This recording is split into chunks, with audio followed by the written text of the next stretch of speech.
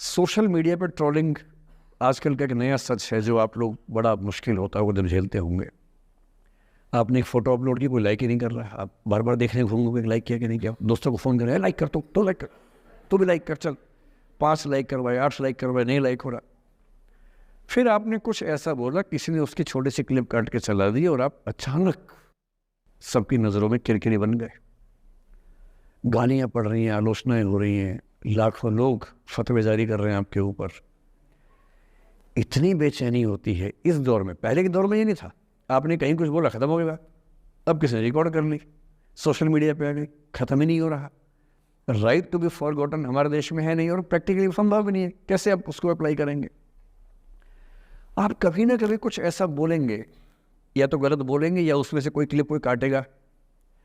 इतनी गालियाँ पड़ेंगी और पहली बार जीना मुश्किल हो जाता है। मैंने आज से 7-8 साल पहले 1.5 साल तक एंग्जाइटी की दवाइयाँ खाई हैं, जबकि मैं बहुत ही मस्त वाला किस्म का आदमी हूँ। मैंने खाई हैं। और जीवन में एक आध ऐसा दौर सबका आता है, आ जाना चाहिए।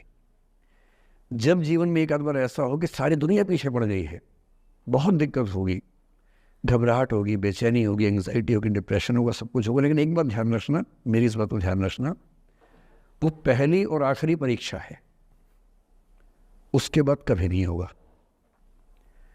8 साल पहले ऐसा कुछ हुआ था कि मैंने बहुत दवाइयाँ खाई, 1.5 साल दवाई खाई, 1.25 साल खाई दवाई। कारण पता था, कारण ठीक हुआ, दवाई छूट गई।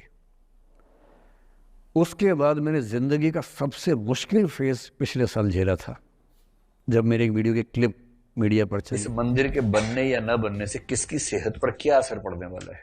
पड़ेगा किसी की सेहत पे असर। लेकिन मंदिर का मुद्दा इतना केंद्र में आ जाएगा, कुछ दंगे हो जाएंगे इलेक्शन से पहले। इलेक्शन के दिन व्यक्ति को लगता है कि मैं हिंदू हूं, मुझे मुसलमानों से रक्षा करनी है, मैं मुसलमान हूं, हिंदू से रक्षा करनी है। इलेक्शन के बाद सब ठीक हो जाएगा, सोचेंगे फुद्दू बन गए, गधे बन गए हम लोग तो। किंतु समझदारी का मौका 5 साल बाद मिलेगा, तब फिर दंगे हो जाएंगे। FIR हुई, पता नहीं क्या क्या हुआ, सब कुछ हुआ। पर मैं आपके सामने बहुत ईमानदारी से कह रहा हूँ, मुझे तनाव नहीं हुआ, डिप्रेशन नहीं हुआ, एंग्जाइटी नहीं हुई, क्योंकि मैं पहले झेल चुका था। अब पिछले 7 दिन से मेरी 5 साल पहले की एक क्लिप चला रहे हैं वीडियो आजकल। 2019 के इलेक्शन से पहले जनवरी में मैं क्लास लेते हुए कह रहा हूँ कि अब इलेक्शन का टाइम आ गया, अब मंदिर का तमाशा शुरू हो जाएगा और ये पॉलिटिक्स के मामले हैं, सब बेकार की बातें। उस समय ना सुप्रीम कोर्ट का जजमेंट आया था, ना कुछ और हुआ था। आज मेरा बड़ा सीधा स्टैंड है कि जब सुप्रीम कोर्ट की कॉन्स्टिट्यूशन बेंच ने 5-0 से सहमति दी है और उसके बाद कॉन्स्टिट्यूशन तरीके से मंदिर बन रहा है, मैं कौन होता हूँ नाराज़ होने वाला? मुझे क्यों खुश नहीं होना चाहिए? दुनिया में हर धर्म के ईश्वरों के नाम पर मंदिर हैं, उनके जन्म स्थान पर मंदिर हैं। मेरे धर्म में क्यों नहीं होना चाहिए?